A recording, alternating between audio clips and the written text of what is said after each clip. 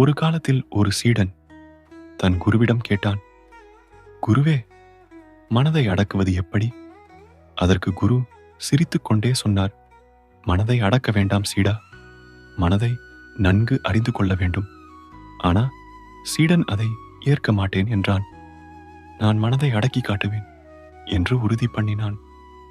ஒரு நாள் அமைதியான இடத்தில் தியானம் அமர்ந்திருந்தான். அப்போது ஒரு பெண் தலையில் பூ வைத்துக் கொண்டு காலில் கொலுசு போட்டுக்கொண்டு நடன பள்ளிக்கு சென்று கொண்டிருந்தாள். அவளை பார்த்ததும் சீடனின் மனம் சற்று தடுமாறியது. அடுத்த நாள் சீடன் கண்களை இறுக்கி மூடி தியானம் செய்தான். ஆனால் அந்த பெண் மீண்டும் அங்கே வந்தாள். இந்த முறை கொலுசின் சத்தம் கேட்டவுடன் சீடனின் மனம் தடுமாறியது. மறுநாள் சீடன் காதையும் கட்டிக்கொண்டு தியானம் செய்தான். ஆனால் அந்த பெண்ணின் தலைமலர் நறுமணம் அவன் மூக்கில் வந்ததும் மனம் மீண்டும் தடுமாறியது.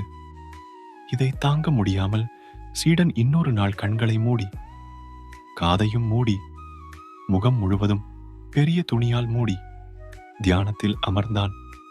அந்த நேரத்திலும் மனம் சொன்னது, அடடா, இப்போ அந்த பெண் வர்ற நேரம்தானே. அப்போது குரு வந்து சிரித்து கூறினார், இதுதான் மனம் சீடா, அதை அடக்க முடியாது, மூடி வைக்க முடியாது. மனம் ஓடினாலும் அதை அறிந்து கொள்வதே தியானம்.